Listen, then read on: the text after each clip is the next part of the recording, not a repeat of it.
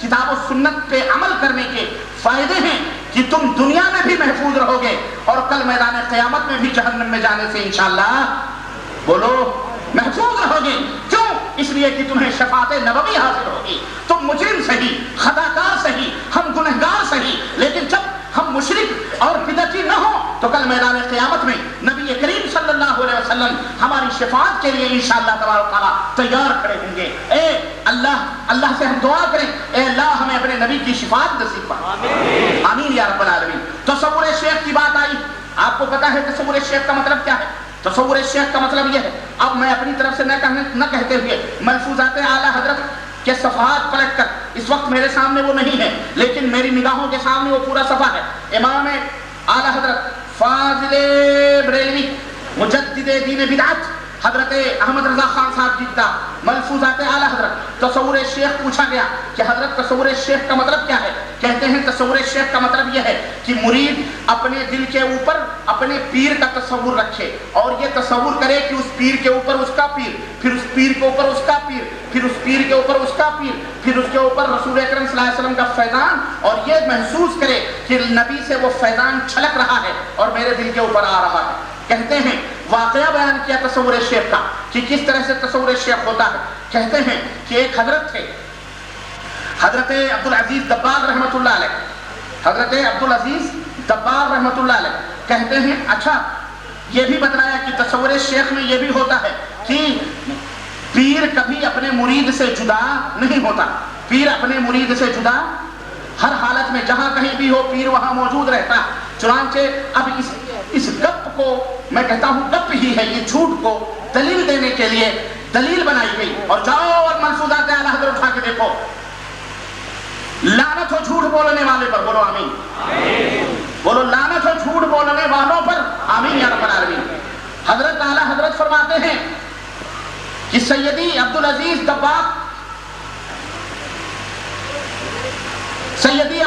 دباغ کہیں جا رہے تھے. نہیں، سیدی عبدالعزیز دباغ کی دو بیویاں کہیں جا رہے تھے. راستے میں انہیں کوئی حسین چھوکری نظر آئی.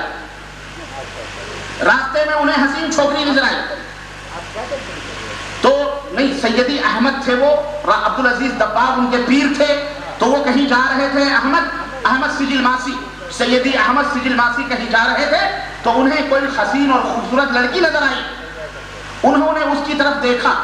ایک نظر تو خیر معاف ہے، ایک نظر کسی لڑکی کو دیکھنا یہ حق صحیح بات ہے. مثلا اگر تم جا رہے ہو کوئی لڑکی بے پردہ نظر آئے، تمہیں ایک نظر پڑ گئی اچٹتی ہوئی تو معاف. لیکن اب تم نے اگر دوسری نظر ڈالی تو یہ پکڑے جاؤ گے یار. ہاں، ٹک ٹک لگا کے گور کے مت دیکھو، حرام ہی. تو خیر ایک نظر تو معاف، دوسری نظر پھر پڑ گئی. حضرت حسین تھی، خوبصورت تھی، تو نظر پڑنی پڑنی ہے، آپ کی بھی پڑ جاتی ہے.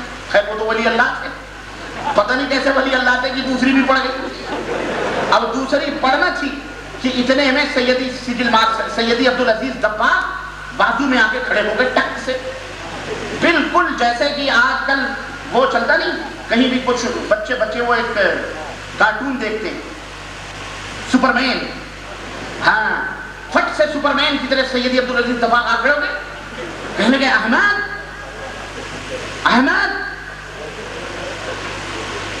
یہی ڈانٹا اس کو، احمد یہ کیا کر رہے ہو؟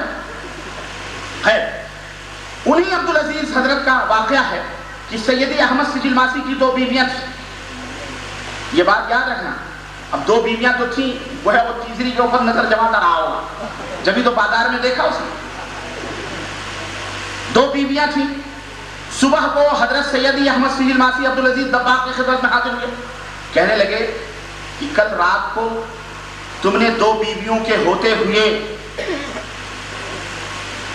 ایک ہی کمرے میں، دو بیویوں کے ہوتے ہوئے ایک سے ہم بستری کیوں کی؟ وہ بیچارے پریشان، یار یہ رات کے 2-2:30 بجے تقریباً یہ کارکرم ہوتے ہوں گے، کمرہ بند، لاکھ، ایک ہی کمرہ، 2 چارپائی، بیوی اگر ہے تو یعنی یہ حضرت کو کیسے معلوم ہے؟ حضرت کو کیسے پتہ چل گیا کہ دو بیویوں کے ہوتے ہوئے تم نے ایک بیوی سے بستری؟ کہا حضور ایک سو رہی تھی. کہا وہ سوتی نہ تھی، سوتے میں جان ڈالی. یہ بریلی کی اردو ہے کھڑی. سوتی نہ تھی, سوتے میں جان ڈالی تھی. کہا سوتے میں جان ڈالی تھی. اب ان کی آنکھ کھلی تو انہوں نے کہا حضرت آپ کو کیسے معلوم, یہ بات آپ کو کیسے معلوم کہ وہ سوتی نہ تھی, سوتے میں جان ڈالی؟ تو عبدالعزیز دباغ نے فرمایا کہ وہاں کوئی چارپائی تھی. کہاں ایک چارپائی خالی تھی. کہا میں اسی پہ بیٹھا ہوا. رات کی تاریکیوں میں اعلیٰ حضرت سے کوئی پوچھے کہ اعلیٰ حضرت ہم جاہل ہیں, ہم چلو اکھڑ لوگ ہیں, ہم گمراہ صحیح, ہم فرعون صحیح, ہماری سمجھ میں یہ بات نہیں آتی کہ رات کے 12 بجے کے بعد وہ پیر اپنے مرید کے کمرے میں کر کیا رہا تھا, کیا دیکھنے گیا تھا؟ وہ ننگے مریدوں مردیوں کو دیکھنے گیا تھا. ایسا پیر ہو سکتا ہے؟ جاؤ, اللہ کی قسم چیلنج ہے. اور میں تمہیں یہی بتاتا ہوں کہ یہ عجمی گونگے جو ہندو مت, نصرانیت اور یہودیت سے متاثر, ویدک دھرم کی تعلیمات سے متاثر, اسلام کو خلط ملط کر کے اسے دین اسلام اور بڑے بڑے ٹائٹل لگا کر کے تمہارے دماغوں میں بٹھاتے ہیں. اے میرے بھولے بھالے مسلمانوں, اے اپنے آپ کو اہل سنت والجماعت کہنے والوں, صحیح مسلمان بنو. رب کی قسم ہے مولوی تمہاری قبر میں نہیں جائے گا, مرنے کے بعد بھی 2 گز کفن کا ٹکڑا اپنے گھر اپنے بچے کے کرتے کے لیے لے جائے گا, اور 40 دن تک تمہارے دروازے بھی نہیں چھوڑے گا. نیاز اور فاتحے کے نام پر مولوی نہیں جائے گا تمہاری قبر میں. مولوی کا گریبان پکڑ کے پوچھو, اے مولوی کیا یہ اعلیٰ حضرت کی کتاب میں موجود ہے کہ نہیں موجود ہے؟ چتردرگا کی 8000 کی تعداد اہل حدیث نوجوانوں کی موجود ہیں, میں نہ موجود رہوں, علماء موجود ہیں, انشاءاللہ تمہیں اس کا جواب دیں گے انشاءاللہ. کون سا دھرم اور کون سے دین کی بات؟ یہ ہے تصور شیخ. اس کو کیا کہتے ہیں؟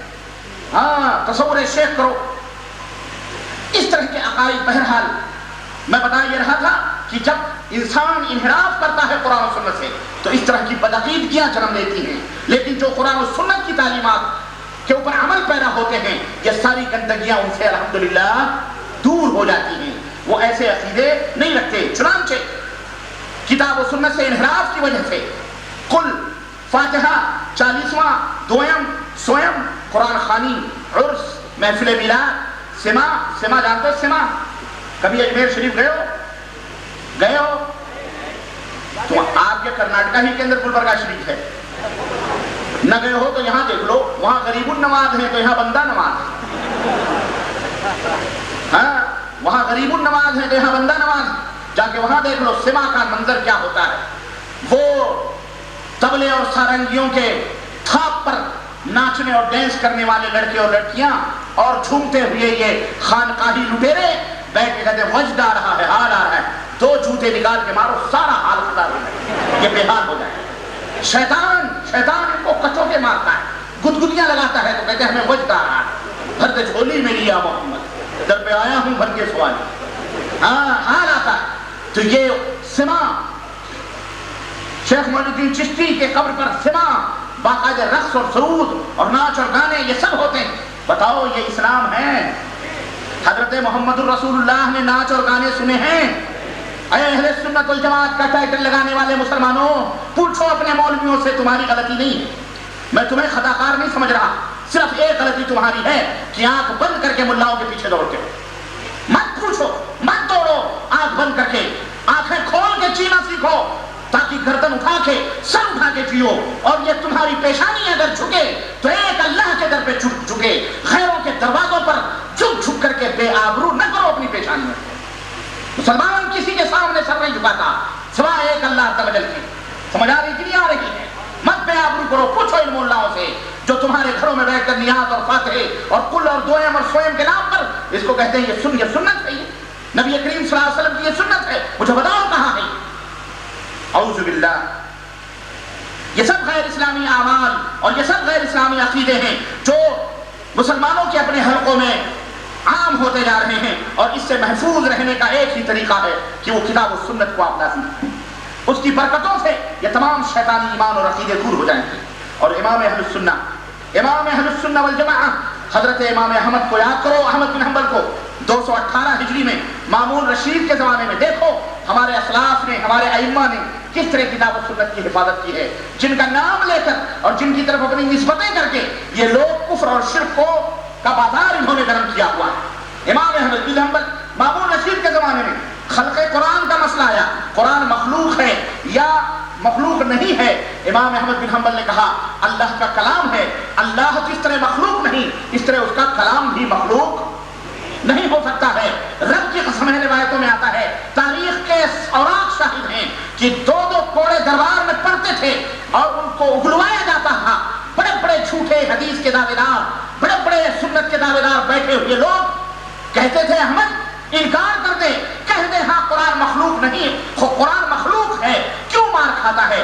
مارنے والے کا جلاد کا بیان ہے کہ کوڑے اتنی سختی کے ساتھ احمد بن حنبل کی کمر پہ لگائے جاتے تھے کہ اگر اتنی سختی سے کسی ہاتھی کے اوپر برسائے جاتے، ہاتھی اپنا پیکر توڑ کر بھاگ جاتا، چیخے مارتا، لیکن پیکرے صبر و ثبات جبل مستقیم بن کر امام احمد بن حنبل رحمت اللہ علیہ نے بار بار یہی کہا لوگوں، اے مفتیوں، اے جھوٹے دعوے داروں، میں کہہ دوں کوئی بات نہیں، احمد بن حنبل اپنی جان بچانے کا ہنر بھی جانتا ہے، مجھے یہ بھی معلوم ہے ایسی اضطراری شکل میں جان بچانے کے لیے جھوٹ بولنا جائز ہے، میں کہہ سکتا ہوں، لیکن جیل کی سلاخ کے پیچھے ٹھاٹھے مارتا ہوا لاکھوں کا عوام کا مجمع جو اس انتظار میں کھڑا ہے کہ احمد بن حنبل جو کہے گا ہم اس کو تسلیم کریں گے، ہم ان کے ایمان کو کبھی ضائع ہونے نہیں دیں گے۔ میں کیسے کہہ دوں کہ قرآن مخلوق ہے؟ پیچھے نبی کی امت کھڑی ہے، کل نبی کے سامنے جائیں گے، کون سا منہ لے کر کے جائیں گے؟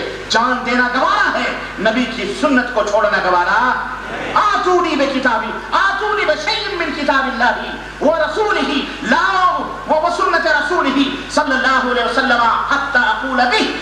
حضرت امام ابن حنبل یہی کہتے رہے، لاؤ کتاب اللہ کی دلیل لاؤ، سنت رسول اللہ کی دلیل لاؤ، تاکہ میں کہوں کہ واقعی قرآن مخلوق ہے، نہ کتاب اللہ میں موجود نہ سنت رسول میں موجود، پھر یہ تم نے کہاں سے پیدا کر لیا یہ مسئلہ؟ سمجھ آئی کہ نہیں آئی؟ اس طرح سے کتاب و سنت کی یہ دعوت ہم تک پہنچی ہے۔ میرے عزیزو، نبی کریم صلی اللہ علیہ وسلم نے فرمایا انی ترکت فیکم امرین لن تمس انی قد ترکت فیکم ما ان اعتصمتم به لن تضلوا ابدا کتاب اللہ وسنتی وسنت نبیہ، کہ دو چیزیں چھوڑ کے جا رہا ہوں، جب تک ان دونوں چیزوں کو مضبوطی سے پکڑے رہو گے کبھی بھی گمراہ نہیں ہو سکتے۔ تو ایک فائدہ تو کتاب سنت اطاعت رسول صلی اللہ علیہ وسلم کا یہ ہے کہ ایمان اور عقیدے اور اعمال محفوظ ہو جاتے ہیں، دنیا میں بھی اور آخرت میں بھی جہنم میں جانے سے انشاءاللہ ہم محفوظ ہو جائیں۔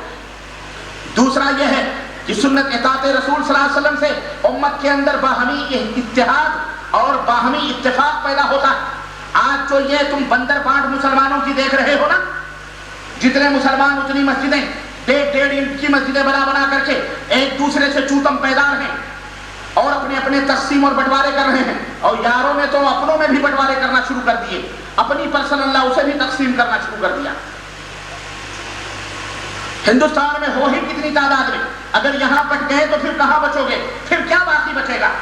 تو جو کتاب سنت رسول اللہ صلی اللہ علیہ وسلم کی کے فائدوں میں سے اور برکتوں میں سے ایک برکت اطاعت رسول صلی اللہ علیہ وسلم کی یہ بھی ہے کہ اس سے امت کے اندر اتحاد باہمی پیدا ہوتا ہے، اتفاق پیدا ہوتا ہے، اختلاف وہاں پیدا ہوتا ہے جہاں نبی کی سنت موجود۔ بولو، آپ لوگ یہاں بیٹھے ہو الحمدللہ، علماء اہل حدیث بیٹھے ہیں، ان میں کوئی اختلاف نہیں الحمدللہ، اور اختلاف مذموم وہ ہوتا ہے، برا وہ ہوتا ہے جو تفرق کا راستہ اختیار کر لے، جو فرقہ بندی کا راستہ اختیار کر لے۔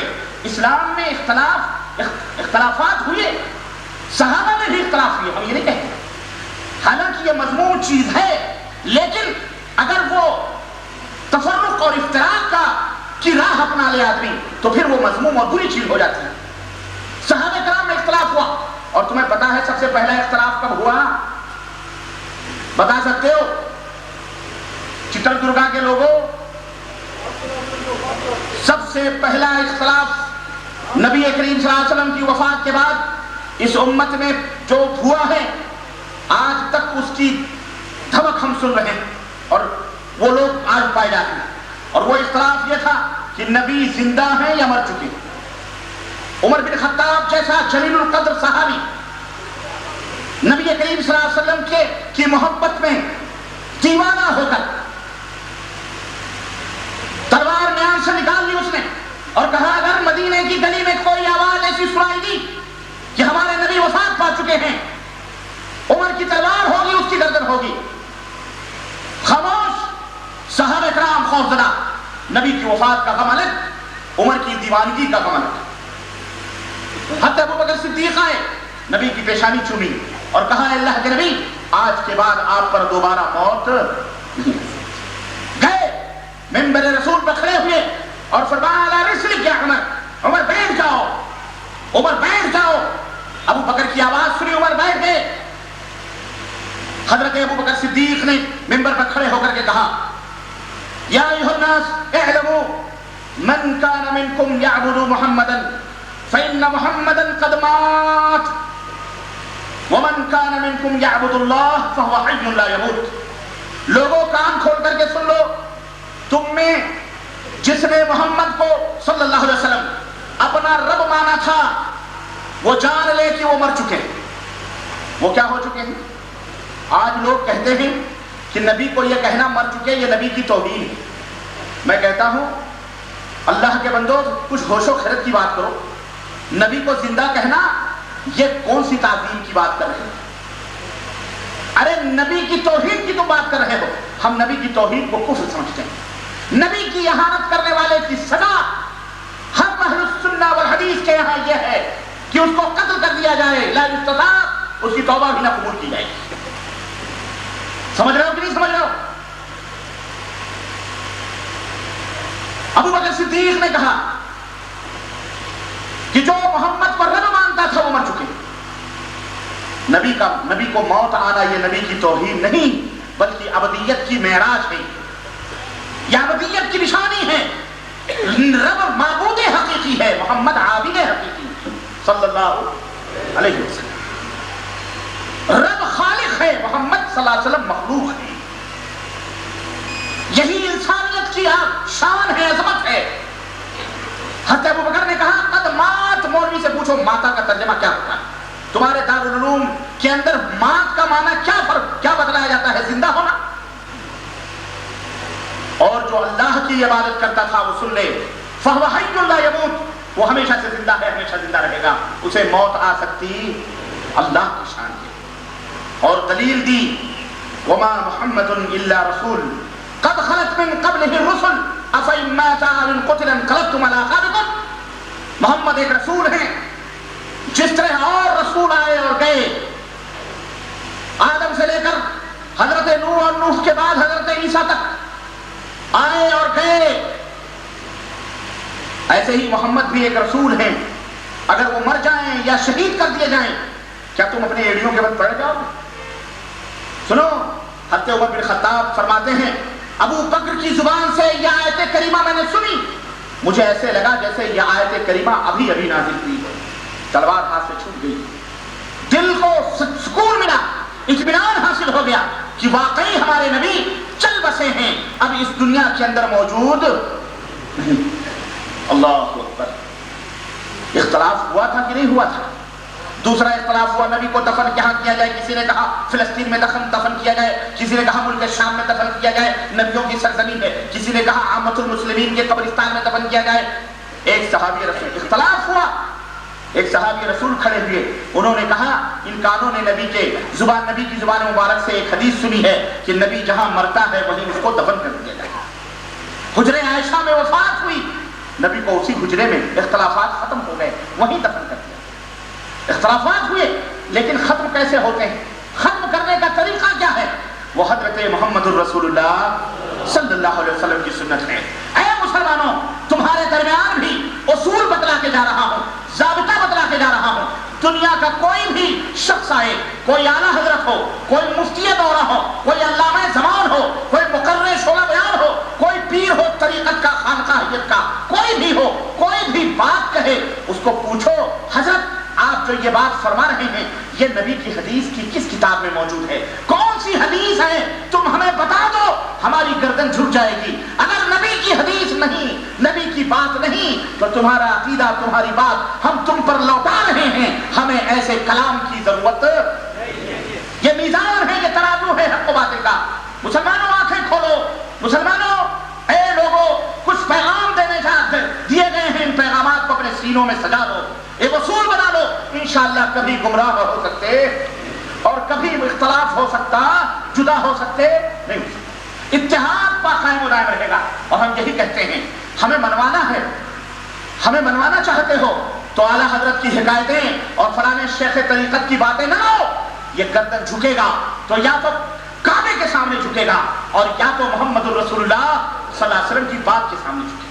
اور کسی کے سامنے کسی مومن کا گردن جھک سکتا؟ بولو جھک سکتا؟ نہیں جھک سکتا۔ اور نبی بھی آ جائیں، ہاں اب نبی بھی آ جائیں، ہمارے رسول کے علاوہ کوئی اور بھی آ جائیں، موسیٰ بھی زندہ ہو کے آ جائیں، کلیم اللہ بھی آ جائیں اور وہ کہیں یہ بات مان لو، ہم ماننے کے لیے تیار ہوں گے؟ ہاں نہیں ہوں گے۔ مانو گے تو کہاں جاؤ گے؟ جہنم میں۔ کیوں مانو؟ موسیٰ علیہ السلام کی بات مانو گے جہنم میں جاؤ گے؟ ہاں یہ تو بڑی عجیب و غریب بات۔ موسیٰ علیہ السلام، اللہ سوچو ذرا کس کی بات؟ موسیٰ علیہ السلام کی بات مانو، ان کے پیچھے چلو جہنم میں جاؤ گے؟ ہاں ہاں جہنم میں جاؤ گے۔ کیوں؟ ہمارے نبی نے فرمایا کہ اگر مجھے چھوڑ کر موسیٰ کی پیروی کرو گے لَضَلَلْتُمْ عَنْ سَوَاءِ السَّبِيلِ، تو صراط مستقیم سے ہٹ جاؤ گے، بھٹک جاؤ گے۔ وَالَّذِي نَفْسِي بِيَدِهِ لَوْ كَانَ مُوسَىٰ حَيًّا لَمَا وَسِعَهُ إِلَّا اتِّبَاعِي، اس ذات کی قسم ہے جس کے ہاتھ میں میری جان ہے، موسیٰ بھی زندہ ہو کر کے آ جائیں تو انہیں بھی میری اتباع کرنا ان کے اوپر فرض۔ تو نبی کا دور ہو، نبی کی رسالت کا زمانہ ہو، یہ نبی کی رسالت کا زمانہ ہے کہ نہیں ہے؟ نبی کی رسالت کے بعد اب کوئی رسول آ سکتا نہیں آ سکتا۔ نبی کی رسالت کا دور دورہ ہو، نبی کی شریعت رائج ہو، بولو دوسری شریعت چل سکتی؟ موسیٰ کی شریعت چل سکتی؟ عیسیٰ کی چل سکتی؟ بولو یعقوب کی چل سکتی ہے؟ نوح کی چل سکتی ہے؟ جب نبی کی شریعت نہیں چل سکتی تو کسی ملے کا فتویٰ چل سکتا؟ کسی امام کا فتویٰ چل سکتا؟ نہیں چل سکتا ہے، نہیں چل سکتا۔ کان کھول کے سن لو، یہ دو ٹوک کے فیصلے ہیں، یہاں کھری کھوٹی باتیں ہوتی ہیں، لاگ لپیٹ کی باتیں، طفل تسلیوں کی تسلیاں نہیں ہوتی، بلکہ واضح طور پر رسول بتائے جاتے ہیں۔ میرے عزیزوں، میرے دوستوں، اتحاد پیدا کرنا چاہتے ہو تو نبی کریم صلی اللہ علیہ وسلم کی اطاعت و پیروی کے سانچے میں ڈھل جاؤ، امت کے اندر اتفاق ہو جائے گا۔ لیکن شاخ نازک پہ جو آشیانہ بنے گا وہ ناپائیدار ہوگا۔ اگر ہم نے فرقہ واریت اور اپنی اور گروہ بندی کا مشن نہیں بنایا تو یقیناً انشاءاللہ تبارک تعالیٰ ہم نے باہمی اتحاد و اتفاق پیدا ہو سکتا ہے اور ہو جائے گا۔ اور میرے عزیزوں، میرے دوستوں، یہ فوائد ہیں نبی کریم صلی اللہ علیہ وسلم کے اطاعت و اتباع کی۔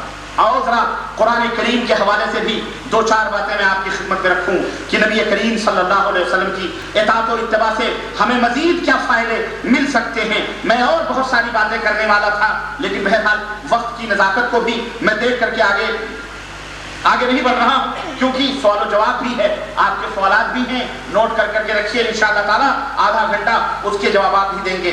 نبی کی سنت کے مقابلے میں لوگوں نے گمراہیت کے راستوں پر پڑھ کر بدعات کو ایجاد کیا، اور بدعات ہر وہ عمل ہے، ہر وہ کام ہے جو نبی کریم صلی اللہ علیہ وسلم کی لائی ہوئی شریعت کے خلاف ہو، اس کو کیا کہا جاتا ہے؟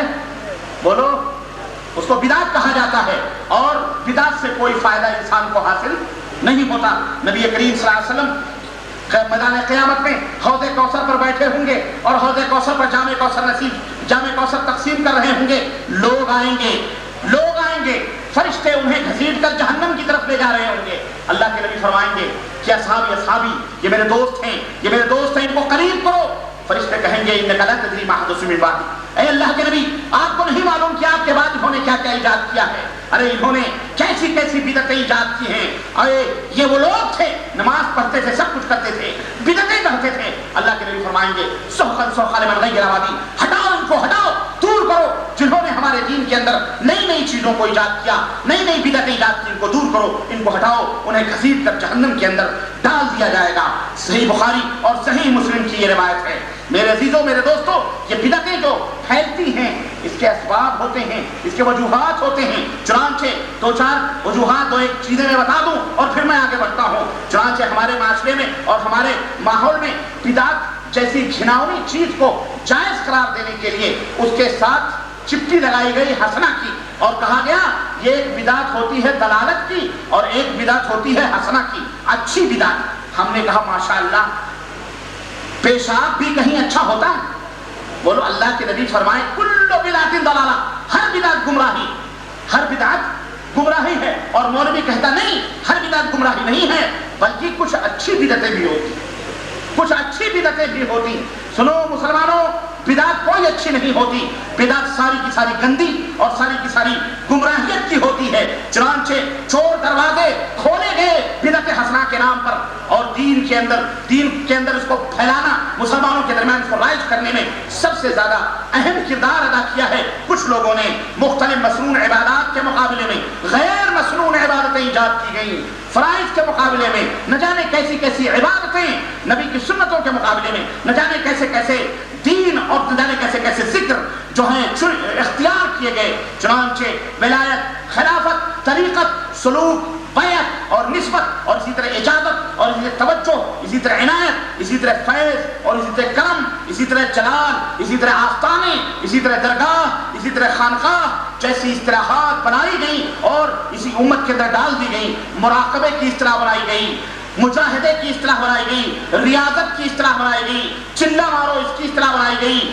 کشف قبور، چراغاں اور سبوچا، چومک، چڑھاوے، کنڈے، جھنڈے، شدے، علم، چبوترے، سما، رقص، حال، وشت، کشف جیسی یہ ہندوانہ طرز کی پوجا پاٹ اور عبادتیں ایجاد طریقے ایجاد کیے گئے۔ اور قبروں پر جو بیٹھنے والے ہیں انہوں نے اپنے آپ کو خلیفہ، سجادہ نشین، گدی نشین، مخدوم، جاروب کش، قل شریف، 10واں شریف، 40واں شریف، 11واں شریف، پتہ نہیں کیا کیا شریف ہے، سب کچھ شریف ہے، نیاز شریف، عرس شریف، میلاد شریف، ختم خواجگان، قرآن خوانی، ذکر ملفوظات اور کرامات اور اسی طرح اور اوراد اور وظائف گڑھے گئے اور امت کے اندر پھیلائے گئے۔ فرض نمازوں کے بعد اور بھی بدعات شامل کر دی گئی۔ فرض نمازوں کے بعد اجتماعی بلند آواز سے دعائیں کرنا، مخصوص آواز میں بلند آواز سے اجتماعی طور پر ذکر کے حلقے قائم کرنا، ذکر کرتے وقت اللہ کی اسم مبارک میں کمی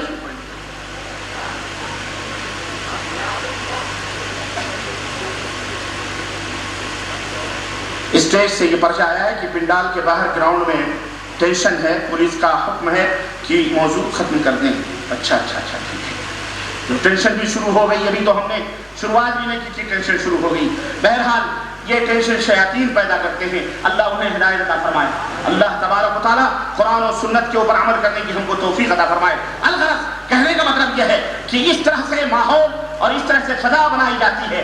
اللہ تعالیٰ میرے بھائیوں، میرے عزیزوں، میرے دوستوں، ناظم اعلیٰ کا، ناظم صاحب کا حکم ہے اسٹیج کے ذمہ داروں کا، اس لیے میں اپنی بات مختصر کرتے ہوئے میں آپ کو وہ پیغام دے کر کے ختم رخصت چاہتا ہوں، اور وہ یہ ہے کہ لوگوں آپس کے اندر پیار و محبت چاہتے ہو، اگر اتحاد و اتفاق چاہتے ہو، اگر آپس کے اندر جو ہے آپس کے اندر باہمی محبت اور خلوص چاہتے ہو تو اللہ کے لیے کتاب و سنت کے دامن کو مت چھوڑو۔ اور اے مسلمانوں، اختلاف پیدا کرنے والوں، آؤ ہم تمہیں دعوت دیتے ہیں، قرآن و سنت کے چھاؤں میں آ جاؤ، اللہ اس کے رسول کے فرمودات کو اپنا لو، انشاءاللہ سارے اختلافات ختم ہو جائیں گے اور دنیا ایک جو ہے پلیٹ فارم پہ جمع ہو جائے گی۔ اللہ کی وجہ سے دعا ہے کہ اللہ تبارک تعالیٰ ہم سب کو نیک عمل کرنے